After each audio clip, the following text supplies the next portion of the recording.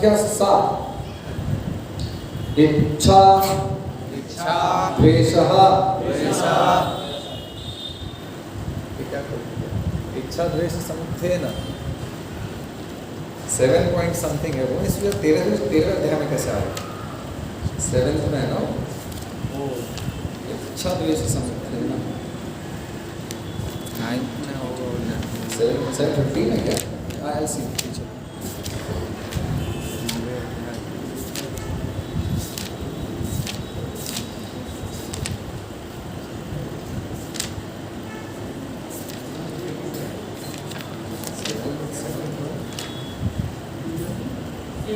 इच्छा द्वेष समुत्थेन बंध मोहेन भारत सर्व भूतानि सम्मोहं सर्गे यान्ति परन्तप। इच्छा द्वेष समुत्थेन बंध मोहेन भारत सर्वभूतानि सम्मोहं सर्गे यान्ति परन्तप। इच्छा द्वेष समुत्थेन बंध मोहेन भारत सर्वभूतानि सम्मोहं सर्गे यान्ति परन्तप। इच्छा द्वेष समुत्थेन बंध मोहेन भारत सर्वभूतानि सम्मोहं सर्गे यान्ति परन्तप। इच्छा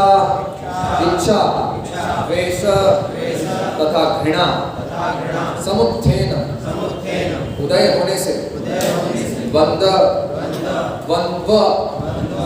द्वंद्व से मोहेन मोह के द्वारा भारत हे भरतवंशी सर्व सभी भूतानि जीव सम्मोहं मोह को सर्गे जन्म लेकर यान्ति जाते हैं प्राप्त होते हैं परन्तप हे शत्रुओं के विजय हे शत्रुओं के विजेता। अनुवाद एवं तात्पर्य कृष्ण कृपा मूर्ति अभय चरणारविंद भक्ति वेदांत स्वामी श्रील प्रभुपाद जी के द्वारा अनुवाद। हे भरतवंशी हे शत्रु विजेता समस्त जीव जन्म लेकर इच्छा तथा घृणा से उत्पन्न द्वंद्वों से मोहग्रस्त होकर मोह को प्राप्त होते हैं। तात्पर्य जीव की स्वाभाविक स्थिति शुद्ध ज्ञान रूप परमेश्वर की अधीनता है। मोहवश जब मनुष्य इस शुद्ध ज्ञान से दूर हो जाता है तो वह माया के वशीभूत हो जाता है, भगवान को नहीं समझ पाता। यह माया इच्छा तथा घृणा के द्वंद्व रूप में प्रकट होती है। इसी इच्छा तथा घृणा के कारण मनुष्य परमेश्वर से तदाकार होना चाहता है और भगवान के रूप में कृष्ण से ईर्ष्या करता है। किंतु शुद्ध भक्त इच्छा तथा घृणा से मोहग्रस्त नहीं होते, अतः वे समझ सकते हैं कि भगवान श्री कृष्ण अपनी अंतरंगा शक्ति से प्रकट होते हैं। पर जो द्वंद्व तथा ज्ञान के कारण मोहग्रस्त हैं वे यह सोचते हैं कि भगवान भौतिक अपरा शक्तियों द्वारा उत्पन्न होते हैं। यही उनका दुर्भाग्य है। ऐसे मोहग्रस्त व्यक्ति मान अपमान दुख सुख स्त्री पुरुष अच्छा बुरा आनंद पीड़ा जैसे द्वंद्वों में रहते हुए सोचते हैं यह मेरी पत्नी है, यह मेरा घर है, मैं इस घर का स्वामी हूँ, मैं इस स्त्री का पति हूँ। ये ही मोह के द्वंद्व हैं। जो लोग ऐसे द्वंद्वों से मोहग्रस्त रहते हैं वे निपट मूर्ख हैं और वे भगवान को नहीं समझ पाते। तस्मै श्री गुरुवे नमः। श्री चैतन्य मनोभीष्टं स्थापितं येन भूतले स्वयं रूपः कदामि ददाति स्वपदान्तिकं वन्देऽहं श्रीगुरोः श्रीयुतः पदकमलं श्रीगुरुं वैष्णवं साधुजातं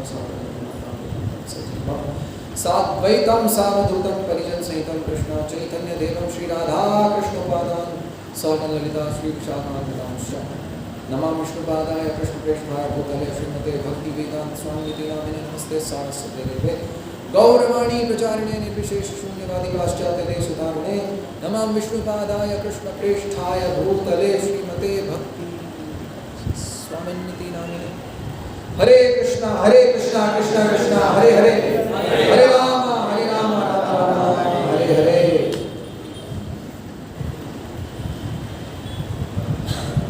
भगवान जब यहाँ जन्म लेते हैं, जन्माष्टमी हुई, पहले भगवान है, उसके पहले बलराम है, सब उनकी व्यवस्थाएं करने की। बलराम भगवान के सेव्य अवतार कहना चाहिए। सेव्य भगवान कृष्ण है, सेवक भगवान बलराम, सेवा करने वाले भगवान। ऐसा होता है क्या? सेवा करने वाले भगवान। भगवान सेवा करते हैं किसी की? नहीं करते। किसकी करते हैं? नहीं, भगवान किसकी सेवा करते हैं? भगवान तत्व जो है वो किसकी सेवा करता है?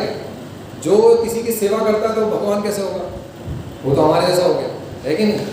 तो इसलिए हम ऐसी धारणा से भगवान को देखते हैं, यथा बुद्धि तदाश्रय। जैसी बुद्धि है तदाश्रय, वैसे भगवान में आश्रय देते हैं। ले बेटा तू इसमें उलझना चाहता है, इसमें उलझता रह जा। भगवान जब आते हैं तो 16,108 पत्नी करते हैं। यहाँ पे कितनी करते हैं? किसी की 8 पत्नी है क्या?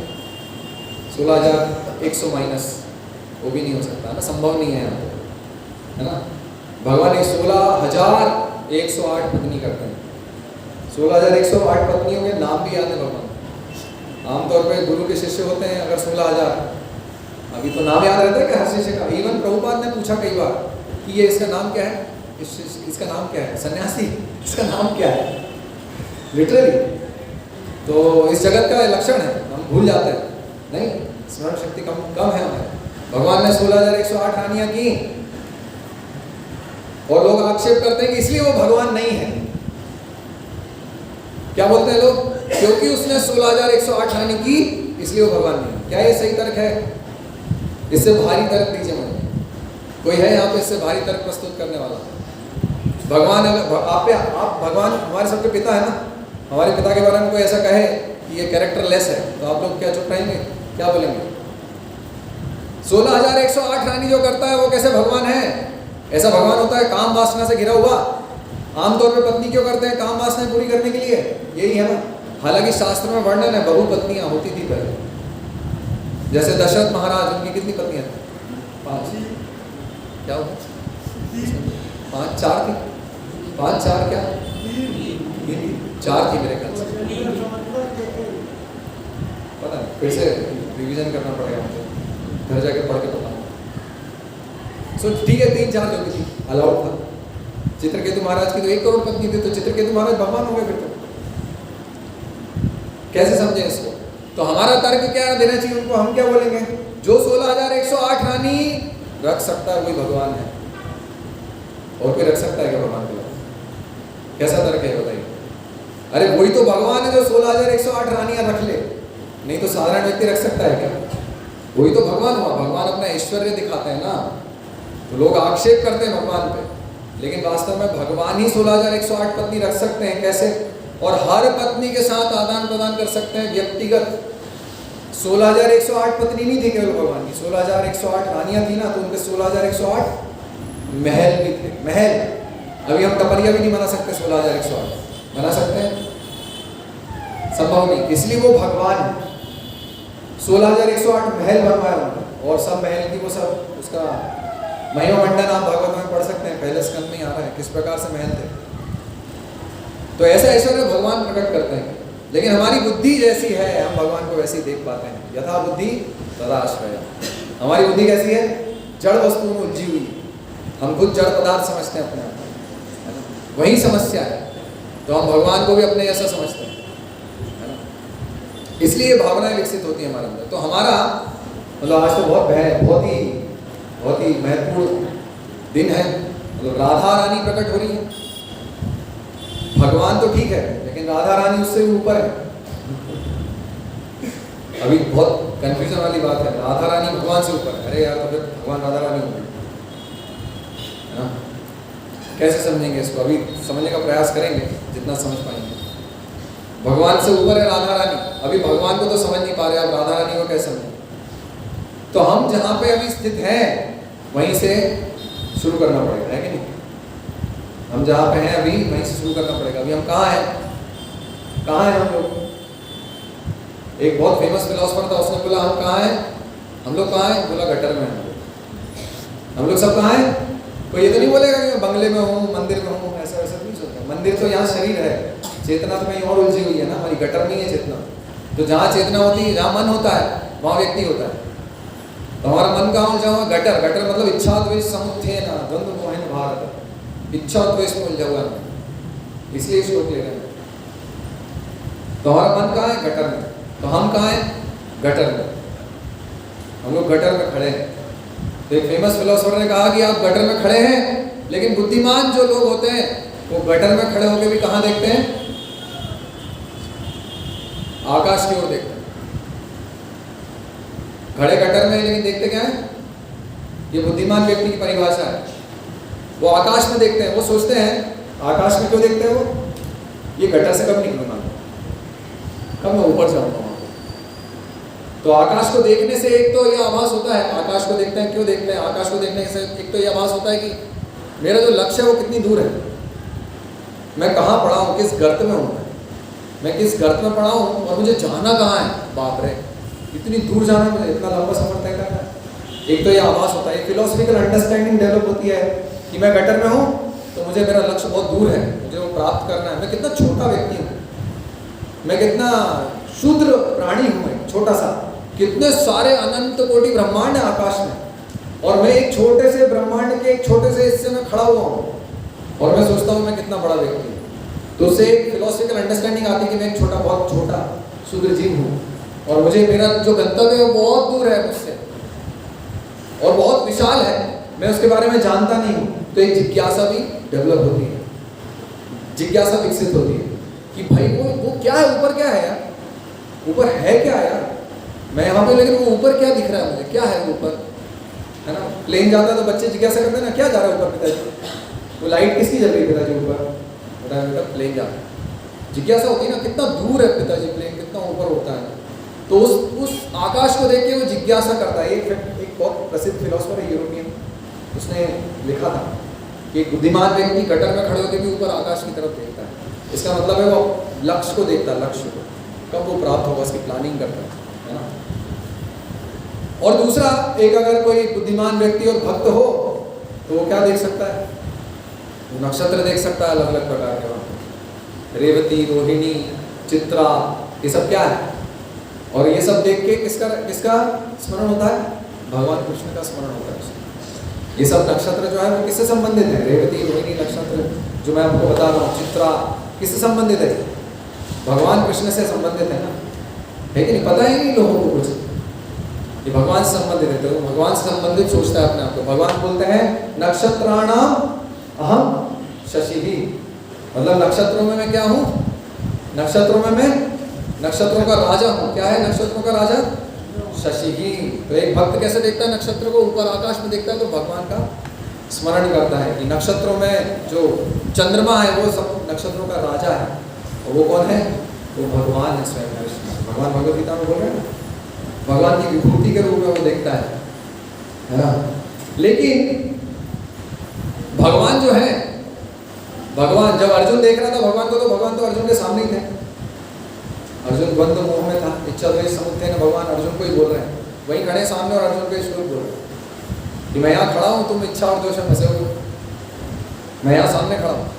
तो अर्जुन को तो ऊपर देखने को मौका नहीं मिला, लेकिन सामने भगवान थे तो भी नहीं देख पा रहा था, क्योंकि इच्छा द्वेष से आवृत है ना। भगवान ऊपर से, हम ऊपर देखते हैं भगवान को, और भगवान ऊपर से नीचे देखते हैं हम। और ऊपर से जब नीचे देखते हैं और हमारी देखते हैं स्थिति कि हम गटर में तैर रहे हैं, तो भगवान को अनुकंपा होती, दया आती। तो वहाँ कहते हैं ऐसा क्यों कर रहा है, ऐसे घृणित जीवन क्यों जी रहा है। तो घृणा होती भगवान को, ऐसे जीवन क्यों जी रहा है। तो भगवान ऊपर से नीचे देखते हैं, हम ऊपर से नीचे से ऊपर देख रहे हैं भगवान को, भगवान ऊपर से नीचे देखते हैं अनुकंपा से, करुणा से, दया से, और वो नीचे आ जाते हैं, अवतरित हो जाते हैं। हम यहाँ से ऊपर देख रहे हैं कि मैं कब जाऊँगा उसके पास, तो वो इतना करुणामयी, इतना दयालु व्यक्ति है कि वो स्वयं नीचे आ जाता है, बेटा मैं आ जाता हूँ, अर्जुन के सामने खड़ा होता है। तो भी अर्जुन भगवान को उस समय के लिए, जब भगवान ने उसकी दृष्टि पे ये आवरण डाल दिया, तो देख नहीं पा रहा था भगवान, नहीं भगवान अवतरित होते हैं। तो भगवान तो बहुत दूर है हमसे, रास्ता बहुत लंबा है। वो देखिए, वो गोलोक चार्ट देखिए आप, रास्ता कितना लंबा है। देखिए हम कहाँ हैं, वो ब्रह्मांड दिख रहा है नीचे, गोला बड़ा सा, वो ब्रह्मांड है। उसमें भी 14 भुवन दिख रहे होंगे, मतलब यहाँ से मुझे नहीं दिख रहे हैं, आपको दिख रहे होंगे। वो 14 भुवन में एक भुवन है, ओम भूर्भुवः स्वः, स्वर्ग। ऊपर वाले लोग, नीचे वाले लोग, और बीच में पृथ्वी लोग। ये हमारा ये भारतवर्ष यहाँ आता है। हरे कृष्णा, ध्यान से सुन रहे हैं, बहुत ध्यान से, सोइएगा मत, बस ध्यान लगाइए। मैं तो तत्व ज्ञान दूंगा, कोई लीला वीला तो सुनाऊंगा नहीं, क्योंकि मुझे भी नहीं आती लीला, मैंने पढ़ी भी नहीं है, ना मुझे आती है, ना समझा पाऊंगा आप लोगों को, ना मैं समझ पाऊंगा, तो मैं क्या समझाऊंगा। तो मेरा जो स्तर है वही मैं भाषण दे सकता हूँ ना, जो स्तर है मेरा स्तर यही है। तो ये देखिए वो जगत है, वहाँ पे हम लोग हैं बीच में, भुवन स्वर्ग। वो जहाँ पे हमारा ये भारतवर्ष है, उसमें एक छोटा सा शहर होशंगाबाद, यहाँ बैठे हैं हम लोग, गटर में, मंदिर में बैठे हैं। मन कहाँ है हमारा? मन चेक कीजिए, मन कहाँ है हमारा? मन। तो हम यहाँ बैठे हैं, देखिए वो भौतिक जगत में बीच में वहाँ बैठे हैं, एक ब्रह्मांड के एक पार्ट में हम बैठे हैं। जाना कहाँ है हमें? वो देखिए ऊपर, देखिए कहाँ जाना है, क्या हमारा लक्ष्य है? गोलोक वृंदावन। देखिए कितना दूर है। तो हम क्या देखते हैं यहाँ से? देखते हैं कि यार ये ऊपर के लोक हैं, उसके बाद क्या है ऊपर? वो देखिए वो दिख रही है, परतें दिख रही हैं ब्रह्मांड की, पंचमहाभूत। पंचमहाभूत से वही परतें, वही परतों से हम बने हैं, पंचमहाभूत से वही परतें ब्रह्मांड को आवृत भी करती हैं, जिसको हम भेद नहीं पाते साधारण तरीके से, है ना। तो वो 5 परतें हैं। वो 5 परतों के बाद क्या आता है? क्या आता है? 5 परतों के बाद क्या है? देख रहे हैं ना आप लोग, तो देख सकते हैं, मैं तो नहीं देख रहा हूँ। क्या आता है? कारण सागर आता है, वैतरणी। वैतरणी, उसके बाद क्या आता है? ब्रह्म ज्योति। ब्रह्म ज्योति के बाद वैतरणी निकल गए, मान लो यहाँ से भी निकल गए, वैतरणी निकल गए, कहाँ जाएंगे? ब्रह्म ज्योति में। ब्रह्म ज्योति के बाद क्या होगा? वैकुंठा दिख रहा है, नारायण जहाँ पे, नारायण का लोक। फिर कहाँ जाएंगे? और ऊपर जाएंगे अयोध्या, और ऊपर कहाँ जाएंगे फिर? यहाँ से ये ट्रेन का रास्ता आपके स्टेशन है, ये सब समझ लीजिए, ये स्टेशन है, इनको क्रॉस करना ही पड़ेगा आपको, इसके बिना नहीं पहुँच पाएंगे। इंटरेस्ट नहीं है हमें सुनने में, लेकिन पहुँच नहीं पाएंगे, रास्ता यही है, और कोई दूसरा रास्ता नहीं है। ये ट्रेन यहीं जाती है, जहाँ उतरना उतर जाइए, इसलिए बता रहा हूँ। द्वारका उतरना तो उतर जाइए, द्वारका के परे क्या है? अयोध्या, द्वारका, और ऊपर क्या है?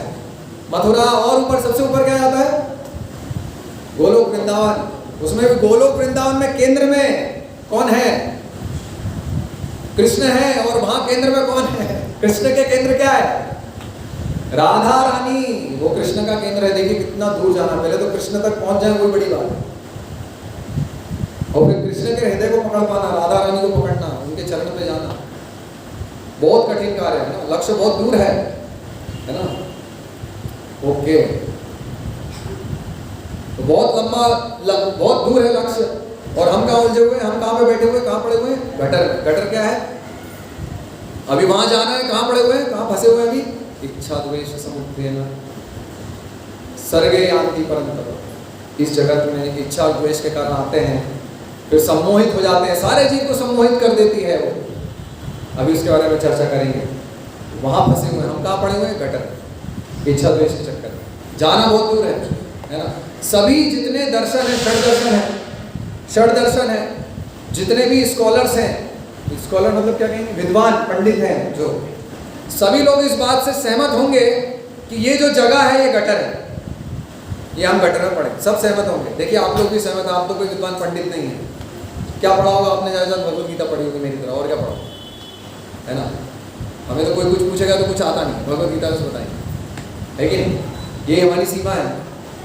तो भगवत गीता पढ़ने में इतना समझ में आ जाता है साधारण जन सामान्य को, और बड़े बड़े विद्वान पंडित स्कॉलर जो वेदांती भी हैं, जितने दर्शन है, क्या दर्शन है?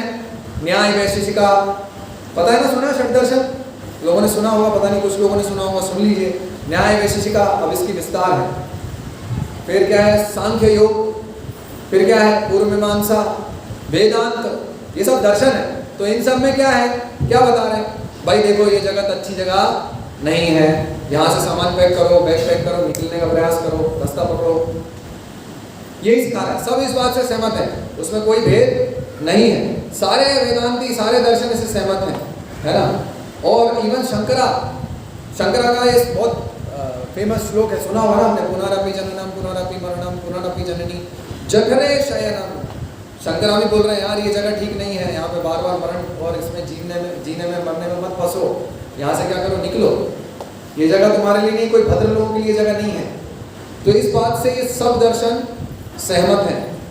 और सब दर्शनों का उद्देश्य क्या है कि इससे कोई बेहतर जगह पे जाया जाए, यहाँ तक सबकी सहमति है। अभी यहाँ से गड़बड़ हो जाए, अब किस जगह पे जाया जाए वो एक बहस की बात है ना। कोई बोलेगा कि हम क्या कहते हैं यहाँ पे, वैष्णव लोग क्या कहते हैं, जो हम गौड़ी वैष्णव संप्रदाय से हैं, ब्रह्म मध्व गौड़ी वैष्णव संप्रदाय, हम लोग क्या कहते हैं कि भाई गोलोक वृंदावन हमारा गंतव्य होना चाहिए।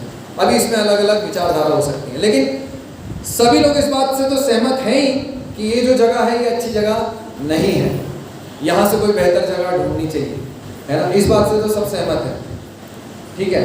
एक दो लोग हैं जो दर्शन है जो सहमत नहीं है, एक तो भौतिकवादी विचारधारा जो सहमत नहीं है, क्योंकि उनके पास कोई विकल्प ही नहीं है जाने का। ये जो 6 दर्शन मैंने आपको बताया, इवन इसमें वैष्णव भी आ जाते हैं, तो वैष्णव लोग का जो सिद्धांत है वो जो षड दर्शन सिद्धांत, इवन मायावादी हो चाहे बुद्ध भी हो जैन भी हो, इवन आप बुद्ध दर्शन ले लीजिए जैन दर्शन ले लीजिए, इवन वो लोग भी ये चीज़ को समझते हैं कि यहाँ से बेहतर जगह की खोज करो, यहाँ से निकलो, ये जगह अच्छी नहीं है रहने की। देखिए अभी बचे कौन है, चरवाक मुनि। वो चरवाक मुनि नहीं मानते ये चीज़, क्योंकि चरवाक मुनि को पता है, इन सबको पता है, जैसे कि बुद्ध दर्शन में बता रहे हैं कि निर्वाण, यहाँ से निकल जाओ, मतलब ये तो पता है यहाँ से निकल जाओ निर्वाण होगा, है ना, जीरो कर दो सब चीज़, शून्य कर दो, निर्वाण, क्योंकि जो भी चीज़ आती है वो कष्ट का कारण है, सब चीज़ शून्य कर दो, शून्यवादी बुद्ध दर्शन। जैन सभी लोग कहते हैं यहाँ से निकलो, ये अच्छी जगह नहीं है। लेकिन चरवाक मुनि क्योंकि जानता नहीं यहाँ से निकल के जाएंगे कहाँ यार, यहीं पे जियो यहीं पे मरो, जीना यहाँ मरना यहाँ, इसके सिवा जाना कहाँ। हर फिक्र को धुएं में उड़ाता चला गया, तो फिक्र जो भी आती है उसको धुएं में उड़ा दो, क्या करो सिगरेट पी लो तो फिक्र खत्म। ये सिद्धांत है चरवाक मुनि का। तो चरवाक मुनि जैसे लोग जो है भौतिकवादी materialistic people, they don't know, उनको पता नहीं है कि हमें जाना कहाँ है। अभी पता उनको कि यार ये जगह अच्छी नहीं है, लेकिन उनको जाने की जगह ही नहीं है ना, जाएंगे कहाँ। अभी ये घर मोहल्ला अच्छा नहीं है, लेकिन रहने की कोई जगह ही नहीं, तो क्या करूँगा, उसी मोहल्ले में रहूँगा, है कि नहीं है, बड़ा रहूँगा घर में गटर में, क्योंकि कोई जगह ही नहीं है।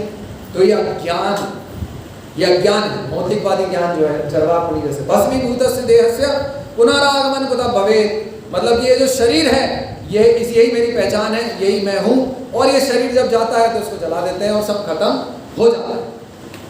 समझ में आया?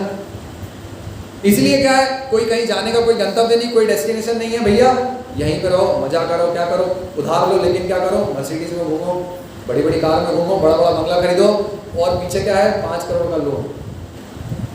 लेकिन देखो कैसे बहुत बड़े आदमी भाई, बहुत बड़े आदमी है ना, 4-5 सेक्रेटरी रख लो, उनको तनख्वाह लेने के लिए लोन ले लो, उनको तनख्वाह भी लोन से दो, है ना। तो ये इसकी फिलॉसफी चरवाक मुनि की, ये भौतिकवादी लोगों की फिलॉसफी। क्या करो, ये शरीर क्या है, ये शरीर तो नाशवान है भैया, अब हमें तो पता नहीं कहाँ जाते हैं। तुमने देखा क्या कहाँ जाओगे, तुम्हें पता है कहाँ जाओगे, पता है नहीं पता तो तुम चरवाक मुनि की शरण ले लो, जाओ, हमें पता है,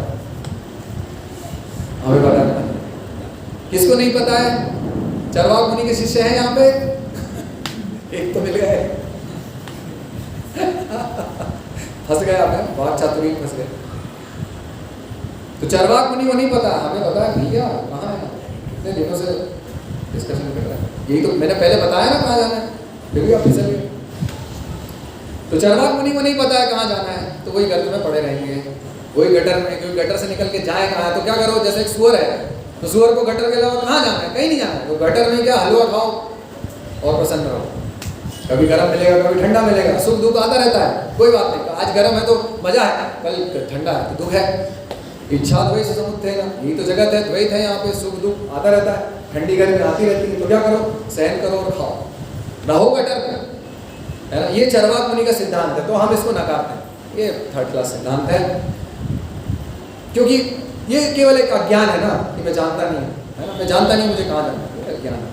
ओके, एक पूर्व मीमांसा है, ये थोड़ा सा मीमांसा, मतलब ये थोड़ा सा पेचीदा चीज़ है, इसको पकड़ना थोड़ा मेरे लिए मुश्किल है, क्योंकि मेरा स्तर नहीं है, लेकिन ये लोग भी इस बात को तवज्जो नहीं देते, क्या कहना चाहिए, हिंदी शब्द नहीं मिल रहा मुझे। और ये चरवाक मुनि, ऐसे लोग नहीं जानते कि हमें कहाँ जाना है, तो ये सोचते हैं कि भाई कर्म करो, अच्छे कर्म करो, और इससे यहाँ पे इस जगत में अच्छा अच्छा जन्म लेते रहो, जिससे कि यहाँ पे अच्छे से भोग सुविधा में रह सको। ये पूर्व मीमांसा, ये मैं एक सार बता रहा हूँ, कोई अच्छे से जानता है तो मुझे पता नहीं है, मैं इतना सार जानता हूँ। ओके, तो ये सब प्रकार के दर्शन जानते हैं, इन दोनों दर्शन को छोड़ दीजिए। बुद्धिस्ट फिलॉसफी है आज का केंद्र, वही है हमारा। उसमें क्या कहते हैं, बुद्धा क्या कहते हैं वो, कि भैया देखो क्या समस्या है, क्यों मैं बुद्ध फिलॉसफी क्यों ले रहा हूँ, क्या नाम है हमारा, संजीव जी, जागते रहेंगे, वो आएगी पीछे ही है, और आप जागते रहिए, उसे भगाइए, जागिए, भगवान को पकड़िए, उसकी शरण मत लीजिए। दैवी ऐसा गुणमयी, बहुत देवी है, स्त्री की रूपा है, बचिए। ओके, तो इच्छा द्वेष समुत्थेना श्लोक है, इच्छा और द्वेष। तो ये जो बुद्ध फिलॉसफी अभी बढ़िया फिट होती है श्लोक में। बुद्ध फिलॉसफी में बोला जाता है कि देखो भाई, इच्छा जो है ना, वही तुम्हारे बंधन का कारण है। तुम इच्छा करना बंद कर दो, इच्छा को शून्य कर दो, तो तुम यहाँ से मुक्त हो जाओ। अभी जाओगे कहाँ, उस पर बहुत बड़े तर्क है, उनके अजीब अजीब से कथन है। निर्वाण हो जाएगा, लेकिन निर्वाण को ही आप बता नहीं सकते, क्योंकि अगर आप निर्वाण को परिभाषित कर देंगे तो वो निर्वाण नहीं रहेगा। निर्वाण ऐसी चीज़ है जिसको आप परिभाषित नहीं कर सकते। अभी मुझे भी समझ में नहीं आ रहा मैं क्या कह रहा हूँ, लेकिन उनकी परिभाषा यही है। आप निर्वाण ले लो, लेकिन निर्वाण को आप परिभाषित नहीं कर सकते। तो कोई पूछेगा भैया निर्वाण क्यों लूँ, तो पता ही नहीं, उसको नहीं पता है निर्वाण क्यों लूँ, निर्वाण क्या है, लेकिन निर्वाण हो जाना चाहिए। क्यों, वो ये समझते हैं कि ये कष्ट का जगत है, इच्छा कष्ट का कारण है, इच्छा से हम इस जगत में उलझते हैं, है ना, वो ये जानते हैं। और जैसे ही हम इच्छा को रोक देंगे तो क्या होगा, हमारी सारी समस्या, हमारा बंधन से हम मुक्त हो जाएंगे। ठीक है, जो भी इस संसार में कष्ट है उसका कारण है इच्छा। इस संसार के कष्ट क्या है, ये तो प्रत्यक्ष है, आंख से देख सकते हैं इस संसार के कष्ट क्या है। भगवान बोलते हैं थोड़ा सा बुद्धिमान व्यक्ति, ज्यादा बुद्धिमान व्यक्ति नहीं, थोड़ा सा बुद्धिमान व्यक्ति, थोड़ा बहुत बुद्धिमान व्यक्ति वो देख सकता है, जिसने आंख बंद नहीं की, आंख खुली हुई है प्रत्यक्ष, कि भाई देखो क्या दुख है, जन्म मृत्यु जरा व्याधि दुख दोषांत दर्शनम। दर्शनम मतलब ये तो एक सामान्य बुद्धि की बात है कि वो इन चीजों को देख के कष्ट का अनुभव कर सकता है। हाँ यार, ये बूढ़ा आदमी है ना, कितना कष्ट है इसको, ये मृत्यु हो रही है ना इसकी, कितना कष्ट हो रहा है इसको, अरे ये बीमार है ना, कितना कष्ट है इसको बीमारी में। और उसकी जड़ क्या बता रहे हैं बुद्ध दर्शन में, इच्छा, है ना। भगवत गीता इसको बहुत अच्छे से भगवान यहाँ पे डिफाइन करते हैं, भगवत गीता में बहुत अच्छे से परिभाषित करते हैं हमारे कष्ट कहाँ से आते हैं, क्यों आते हैं। और बुद्ध की दर्शन जो है वो यही यहाँ पे इंगित कर रहा है, इच्छा मतलब, इच्छा का मतलब बंधन, बंधन मतलब कष्ट, पुनरअपि जननम पुनरअपि मरणम पुनरअपि जननी जठरे शयनम। ओके, तो इस इतनी बड़ी समस्या को कैसे सॉल्व करें भाई, इस समस्या का समाधान कैसे करें। ओके, तो इस समस्या का समाधान अभी मैंने जो बताया आपको वो क्या है, मैंने आपको बताया कि ये संसार में हम लोग हैं, मैंने आपको अपनी जगह बताई, हम लोग कहाँ हैं, जोर से बोलिए कहाँ हैं हम लोग, मंदिर में हैं हम लोग, हमारी, हाँ हम लोग एक गर्त में पड़े हुए हैं ना, इच्छा द्वेष के गर्त में पड़े। तो ये क्या हो गया, ये हमारा एक प्राथमिक संबंध ज्ञान है।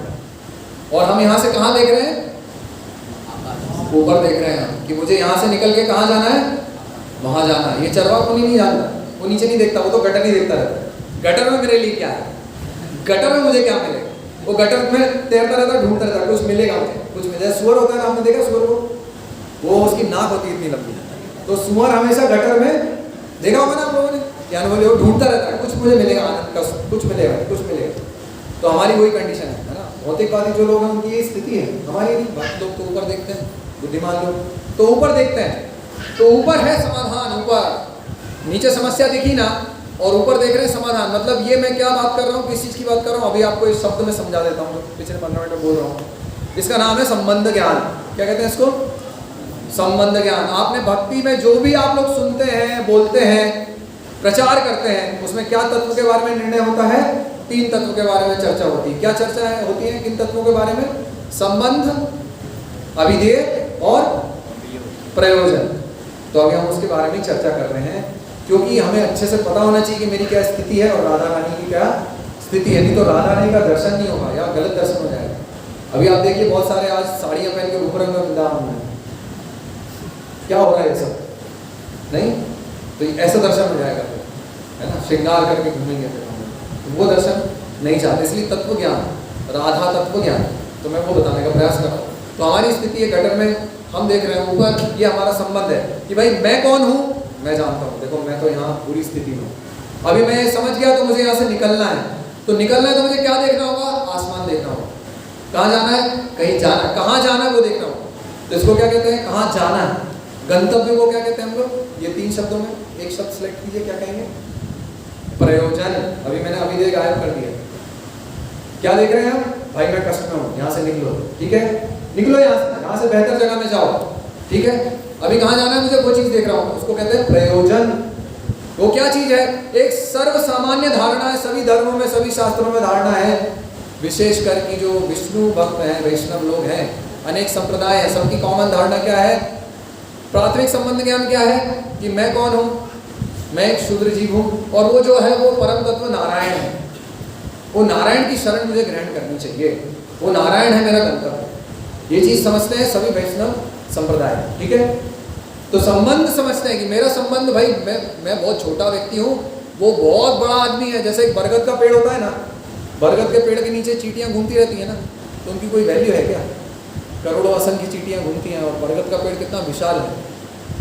तो वैसे ही हमारा संबंध है भगवान से, इसको कहते हैं संबंध ज्ञान। मतलब अपनी और भगवान की परिस्थिति को यथारूप समझना। मैं कहाँ हूँ, भगवान कहाँ है, मैं कहाँ हूँ, राधा रानी कहाँ है, वो तो अति दूर है, अति अति अति अति अति दूर, इतना बड़ा गंतव्य है, ठीक है। इसको कहते हैं संबंध ज्ञान। प्राथमिक कक्षा है KG 1, तो इसको समझना चाहिए। तो अभी मैं समझ गया कि भाई नारायण जो है वो परतत्व है, नारायण मेरा गंतव्य है ना।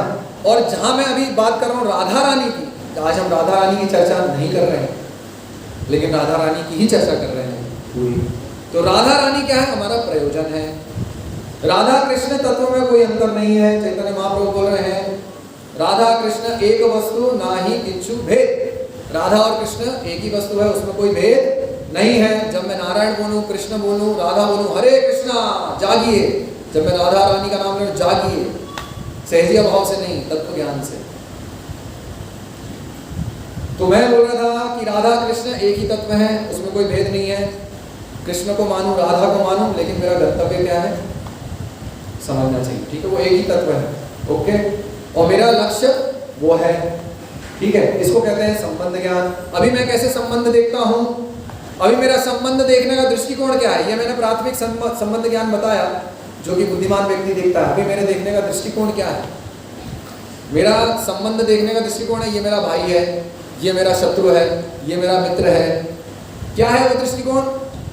शरीर से संबंधित देखना हर वस्तु। मैं जड़ पदार्थ, मल मूत्र और कफ पित्त से बना हुआ हूँ, मज्जा खून इससे बना हुआ हूँ, रक्त से एक थैला, 3 गुणों के अंतर्गत मैं एक थैला हूँ। सब गंदगी भरी हुई है मेरे अंदर, मन में भी, शरीर में भी, सब जगह गंदगी भरी हुई है। और मैं अपने आप को गंदगी से आइडेंटिफाई भी करता हूँ, शर्म की बात यह है। और फिर सोचता हूँ ये मेरा भाई है, ये मेरा मित्र है, ये मेरा शत्रु है। तो ये मैं संबंध इस प्रकार से देखता हूँ। लेकिन मैं दूसरे संबंध की बात कर रहा हूँ। ये संबंध ज्ञान शास्त्र में दिया है। वास्तविक संबंध जानना कि मैं कौन हूँ, भगवान कौन है, मेरा उससे संबंध कैसे पुनर्स्थापित हो, इसको बोलते हैं संबंध ज्ञान, है ना। ये संबंध ज्ञान है। और राधा रानी क्या है? प्रयोजन है, ओके। तो कहाँ गड़बड़ हो रही है? गड़बड़ हो रही है संबंध जानने में, है ना। गड़बड़ हो रही है संबंध देखने में, दृष्टिकोण में गड़बड़ होती है। तो राधा रानी जो है वो प्रयोजन है। तो कई बार क्या होता है, हम लोग सामान्यता क्या समझते हैं? संबंध ज्ञान, फिर प्रयोजन, फिर अभिधेय, फिर प्रयोजन। सुना होगा सबने ऐसे ही, है ना, ऐसे सुना होगा ना। जैसे युग के बारे में बात करते हो, क्या बात करते हैं? अभी क्या चल रहा है? अभी बताइए, अभी का युग कैसे चल रहा है? बताइए, कौन बताएगा? अरे नहीं, अभी के 4 युग कैसे चल रहे हैं, हमको ऑर्डर बताइए। सतयुग, त्रेता। तो त्रेता पहले आ गया ना, तो द्वापर बाद में कैसे आया? त्रेता मतलब तीसरा होता है, द्वापर नीचे खसक गया, उल्टा हो गया है। तो सत्य के बाद द्वापर आना था, द्वापर के बाद तेरह आना था, त्रेता आना था, उल्टा हो जाता है। ऐसे ही यहाँ पे होता है। मैं समझाने के लिए बोल रहा हूँ, तत्व ज्ञान तो वही है, समझाने के लिए हो रहा है। एक प्राथमिक संबंध ज्ञान होना चाहिए। जैसे कि मैं जानता हूँ, जैसे शंकरा बोलते हैं कि अहम ब्रह्मस्मि, पहले क्या जानो कि तुम क्या हो, ब्रह्म वस्तु। तो ये जानने के बाद तुम क्या करोगे, ये ब्रह्म क्या है उसको जानने का प्रयास करोगे। तो ब्रह्म तो मेरा प्रयोजन है ना। तो मैं ब्रह्म वस्तु हूँ, तो ब्रह्म क्या है। अभी इनकी अंडरस्टैंडिंग क्या है कि मैं ब्रह्म क्या है, आत्मा है। अहम ब्रह्मस्मि मतलब मैं आत्मा हूँ और आत्मा ही परमात्मा है। ये हम नहीं मानते हैं, इसको मैं खारिज कर रहा हूँ यहाँ पे, हम ऐसा नहीं मानते, लेकिन मैं समझाने के लिए बता रहा हूँ। तो वो क्या कहते हैं, अहम ब्रह्मस्मि, मैं ब्रह्म हूँ। और फिर जानकारी क्या होगी, ब्रह्म कौन है, तो प्रयोजन हो गया। तो मैंने प्राथमिक संबंध समझा कि मैं यहाँ से कोई संबंध नहीं है, ये जो भी देखता हूँ ये सब माया है, मैं इससे पृथक हूँ, मैं क्या हूँ, मैं सच्चिदानंद हूँ। ठीक है, मैंने ये संबंध प्राथमिक लिया और मैंने उससे कहाँ जोड़ा कि भाई ये ब्रह्म क्या है यार।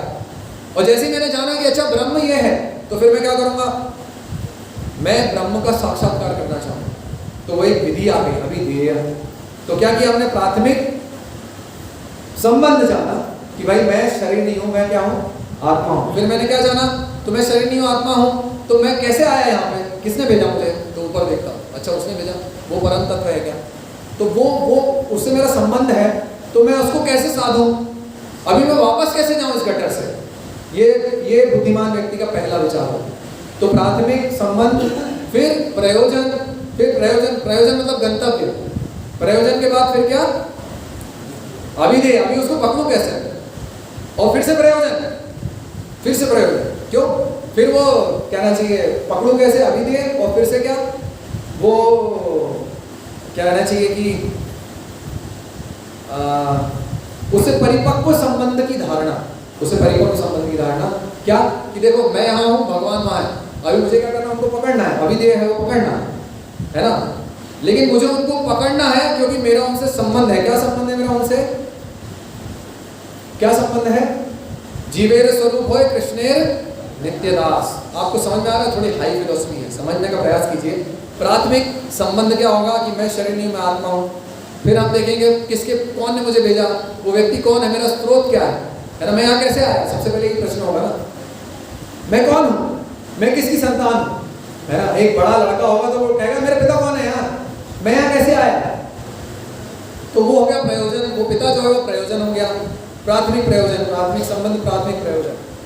फिर दूसरे स्टेप पे अभिधेय, तो अभिधेय करना है, लेकिन उससे पहले पता होना चाहिए ना अभिधेय क्यों करना है, किसके लिए करना है, क्यों करना है। तो फिर क्यों करना है, तो उसमें ये प्रश्न आएगा क्यों करना है, तो पता चलेगा दूसरा संबंध ज्ञान, मतलब उससे ज्यादा बड़ा फुल संबंध ज्ञान, पूर्ण संबंध ज्ञान। वो क्या है कि मैं कौन हूँ, मैं भगवान का दास हूँ, वो भगवान है, मैं शूद्र जीव हूँ, और मेरा उससे संबंध क्या है, ये वास्तविक संबंध क्या है कि मैं उसका दास हूँ। अभी उसको पकड़ने की इच्छा, अब उसको पकड़ने की प्रक्रिया, भक्ति। ठीक है, समझ रहे हैं आप लोग, समझ आ रहा है। अभी उसको पकड़ने की प्रक्रिया, भक्ति, वो प्रयोजन है, ओ सॉरी अभिधेय है, मैं खुद गलत शब्द उपयोग कर रहा हूँ, कंफ्यूज मत होइएगा। वो अभिधेय है, माताओं को समझ में आ रहा है कि नहीं मुझे नहीं पता, but there is like this, Radha तत्व तो ऐसे ही डिफिकल्ट टू अंडरस्टैंड, मुझे भी समझ नहीं आया, मैंने 3-4 बार सुना तब मुझे कुछ बताने का वो निकल रहा है कुछ अंदर से ना, कठिन। ओके, सो ये जब प्रयोजन हम इस प्रकार से समझते हैं कि ओके अभी मेरा संबंध है कि कृष्ण से मेरा संबंध क्या है, गोपेर भरतु पद कमलयो दास दासानु दास। हम लोग क्या है, हम लोग का और सारे संप्रदाय का जो गंतव्य है वो गोलोक वृंदावन ही है, सबको वृंदावन जाना है। निम्बार्क संप्रदाय को क्या चाहते हैं, वो कुछ और चाहते हैं क्या, वो भी वृंदावन जीवन चाहते हैं, हम भी वृंदावन जीवन चाहते हैं, लेकिन हमारा अंतर क्या है, उनमें क्या अंतर है, हम चैतन्य महाप्रभु के माध्यम से वृंदावन जाना चाहते हैं, चैतन्य रूप सनातन इनके माध्यम से वृंदावन जानना चाहते हैं और वहाँ जाना चाहते हैं, उनका मार्गानुगमन करके, साधु मार्गानुगमनम। तो हमारे कौन है प्रणेता, रूप गोस्वामी। वो रूप मंजरी जो है वही राधा रानी के पास ले जाने वाली है। जो भी आप सेवा करते हैं वो सेवा राधा रानी के पास कौन पहुंचाता है, कौन है प्रमुख मंजरी, रूप मंजरी। तो रूप मंजरी सभी मंजरियों में प्रमुख मंजरी है, वो सेवा स्वीकार करके राधा रानी को हमारी सेवा देती है। तो वो रूप मंजरी जो है वो रूप गोस्वामी के रूप में यहाँ आके वो शिक्षा प्रदान करती है किस प्रकार से वो राधा तत्व को समझना, समझे? तो मैं क्या बोल रहा था लास्ट? हाँ, यस। तो जब वो संबंध जानेंगे, जब वो प्रयोजन जानेंगे, तभी तो ना वो संबंध और प्रयोजन को पकड़ने की इच्छा होगी ना, अभी दे, तभी तो भक्ति करने का उत्साह आएगा, भक्ति करने की इच्छा होगी। आप लोग यहाँ बैठे हैं ना, सब काम छोड़ के, तो कुछ तो किस हद तक तो संबंध समझ गए कि मैं गटर में हूँ भाई, यहाँ से निकलो, पहले नहीं निकलो यहाँ से, है ना? कुछ तो समझते होंगे, इसलिए तो सब यहाँ पे बैठ के देखें कितने प्रसन्नता से हंस रहे हैं। मैं आपको बोल रहा हूँ, हम सब गटर में, आपको हंस रहे हैं है? ऐसा चुटकुला है, ब्लैक ह्यूमर, सब हंस रहे हैं क्योंकि सब जानते हैं कि हाँ वास्तव में गटर नहीं भाई, उसका अनुभव होता है, बार बार भगवान देते हैं। ओके, इवन जीव गोस्वामी जो षट संदर्भ लिखते हैं, वो भी इसी क्रमिक रूप में लिख रहे हैं। कैसे लिख रहे हैं? तत्व संदर्भ, पहले तत्व की व्याख्या, फिर भगवत संदर्भ, मतलब तत्व संदर्भ मतलब प्राथमिक संबंध क्या है, वो तत्व संदर्भ। तत्व मतलब मैं क्या हूँ, भगवान क्या है, वो तत्व संदर्भ में लिख रहे हैं। षट संदर्भ सुना है ना सब लोगों ने? जीव गोस्वामी की रचना बहुत लोग पढ़ते हैं इसको, बड़े बड़े स्कॉलर, मैंने तो नहीं पढ़ा, जैसे हम टेलिंग। तो तत्व संदर्भ, फिर भगवत संदर्भ मतलब भगवान क्या है, भगवत संदर्भ, फिर क्या परमात्मा संदर्भ, फिर कृष्ण संदर्भ, फिर क्या भक्ति संदर्भ, और फिर प्रीति संदर्भ। इस प्रकार से ये हमारा रास्ता है ना, ये इस प्रकार से पकड़ना है हमें।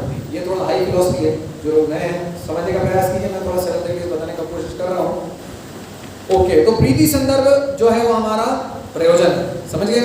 प्रेम कुमार्थो महान, प्रेमा कुमार्थो महान, ये हमारा अंतिम गंतव्य है। प्रीति लक्षण, प्रीति है ना, ये षट संदर्भ में आखिरी है संदर्भ, प्रीति संदर्भ।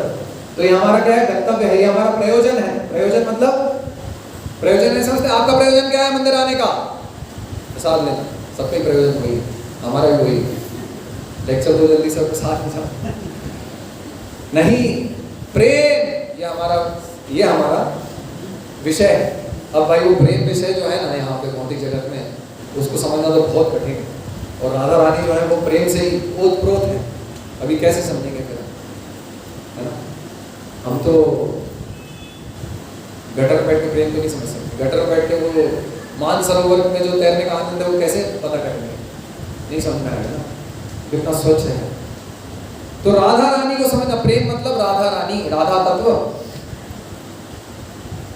भगवान बोल रहे हैं भगवद गीता में, अहम सर्वस्य प्रभव मत्तः सर्वम प्रवर्तते, कि मुझसे सब कुछ उद्भूत होता है, मैं सब चीजों का कारण मुझे मानो। भगवान ऐसा बोलते हैं।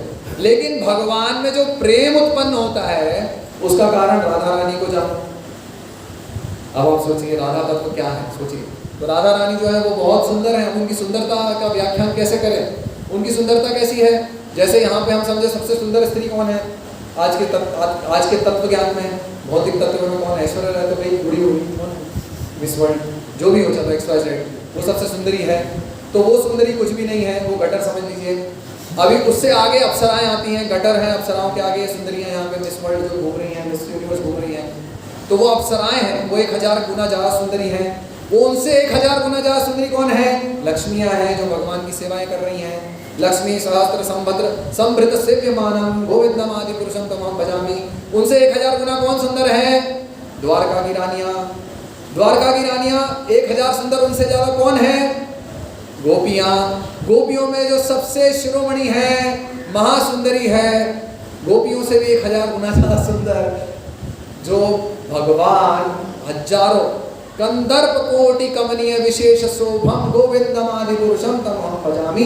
जो भगवान गोविंद हजारों कामदेव को आकर्षित कर ले, वो भगवान एक स्त्री से आकर्षित हो जाते हैं। उस स्त्री का नाम क्या है? आप समझ लीजिए भैया, बहुत खतरनाक तत्व है।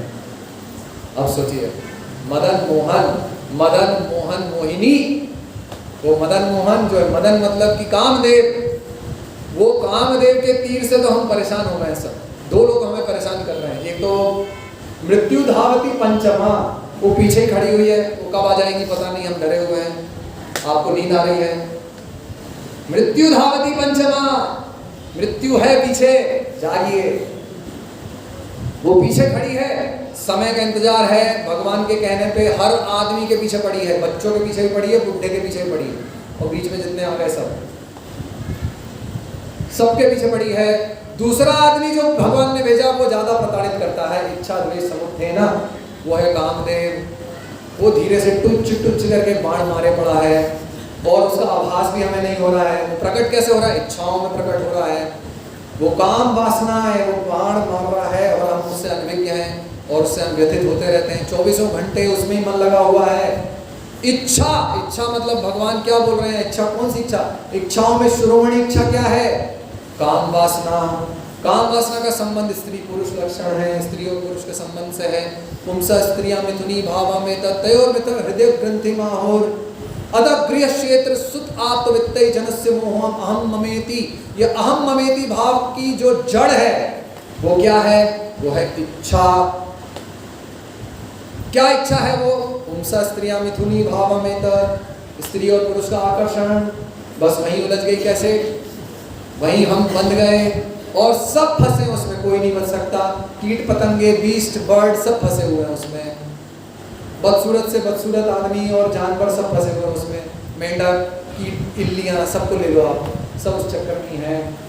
ये हमारे बंधन का कारण है, यहाँ पे इंगित कर रहे हैं। और हमारी जो अंडरस्टैंडिंग है भगवान राधा रानी के प्रति, वो इच्छा और द्वेष के बीच में है, क्योंकि हम गटर में हैं, राधा रानी ऊपर है।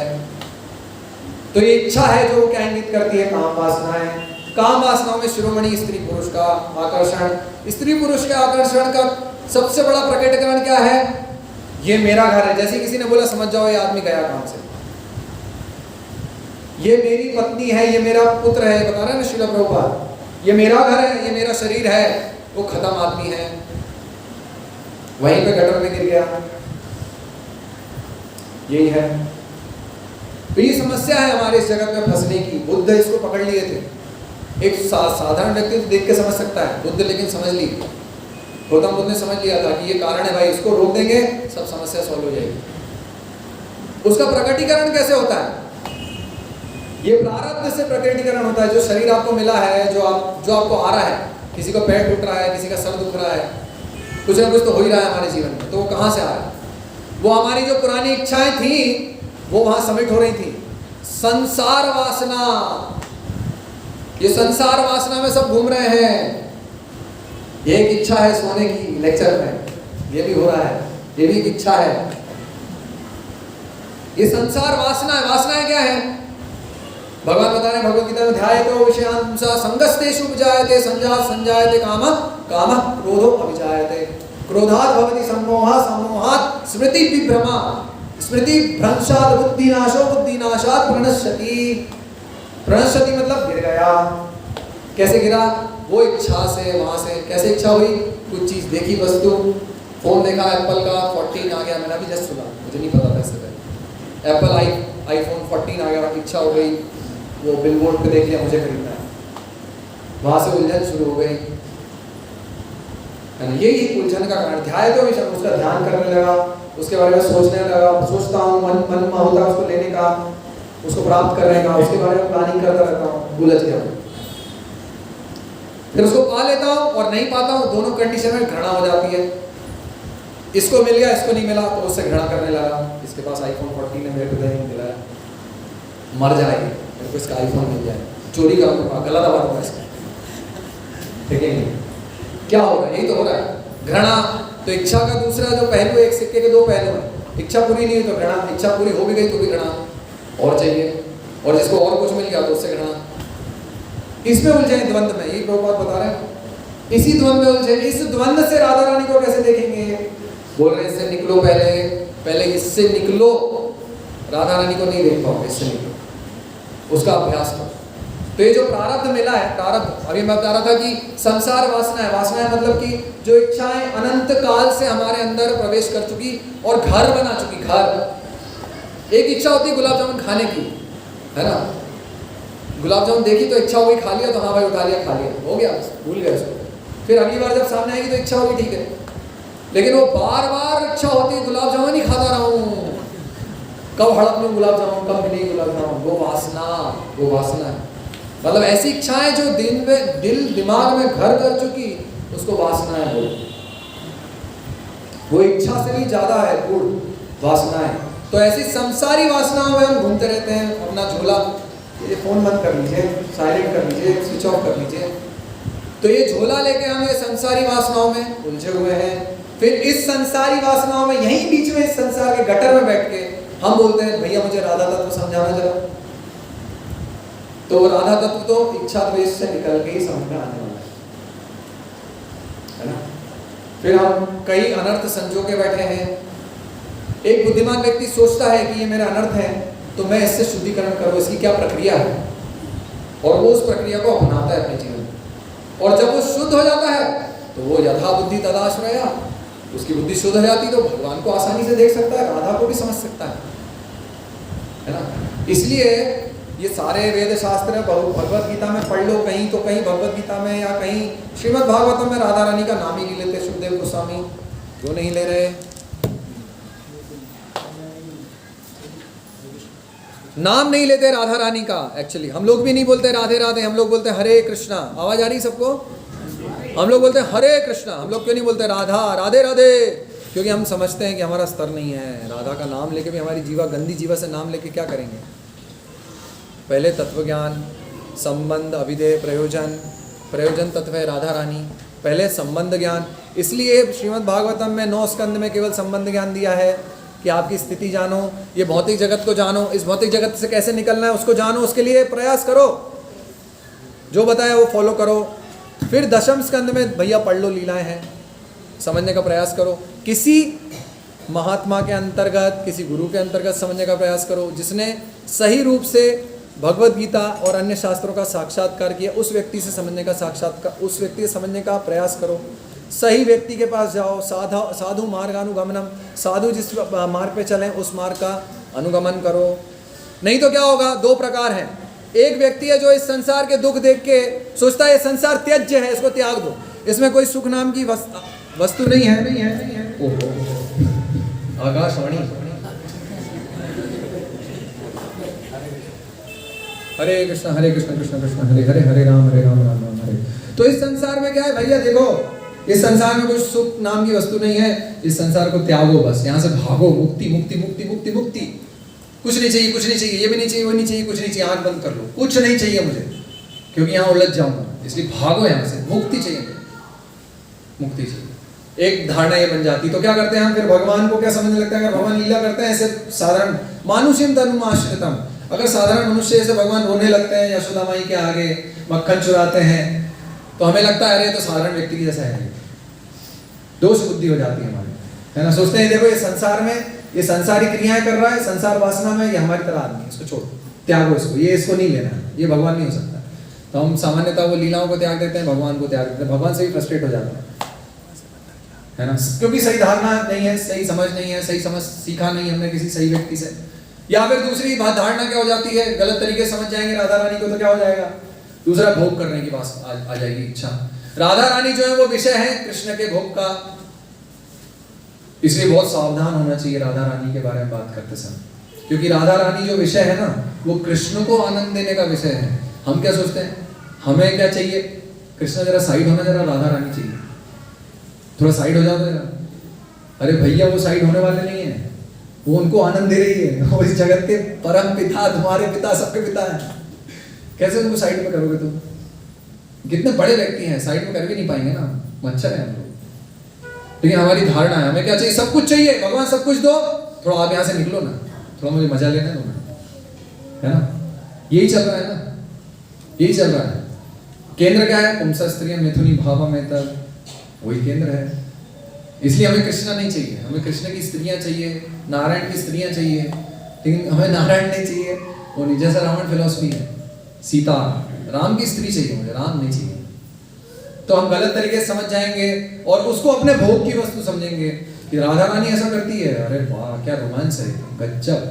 तो ऐसा हम भी करते हैं, लेकिन वो तत्व तो बहुत हमसे बहुत परे है, बहुत दूर की बात है ना। इसलिए हमें अपनी पोजीशन समझनी चाहिए, पहले राधा रानी की पोजीशन समझनी चाहिए, ये तत्व ज्ञान है ना। इसलिए ये श्लोक बोलते हैं ना रूप गोस्वामी, क्या है वो, क्रमेणैव प्रलीयते विष्णु भक्ति प्रतात्मन, उसका शुरू कैसे, हाँ, अप्रारब्धम फलम पापम कूटम बीजम फलोन्मुखम विष्णु भक्ति प्रलीयते, नहीं क्रमेण एव प्रलीयते विष्णु भक्ति रतात्मना। तो ये रूप गोस्वामी की शिक्षा भी लेनी है ना फिर हमें। हम समझे ना कि रूप गोस्वामी हमें देने आए राधा रानी को वास्तव में, और कोई नहीं दे सकता है। देखिए मैंने आपको सूत्र बता दिया, अगर राधा रानी को पकड़ना है तो रूप गोस्वामी को पकड़ लीजिए। रूप गोस्वामी को नहीं पकड़ेंगे तो राधा रानी बहुत अति दूर है। तो रूप की शिक्षा क्या है? क्रमेण एव प्रलीयते। तो ये सब जो भी आपके प्रारब्ध है, जो भी आपकी इच्छा द्वेष, जो भी है गर्त में आप, वो सबसे आप निकल जाएंगे। क्या करना चाहिए? क्रमेण एव प्रलीयते विष्णु भक्ति रतात्मना। विष्णु की भक्ति करने से ये सारे दोष आपके अंदर से चले जाएंगे, है ना। जब ये दोष जाएंगे तभी हम राधा रानी को, राधा तत्व को समझ पाएंगे। कैसे समझ पाएंगे?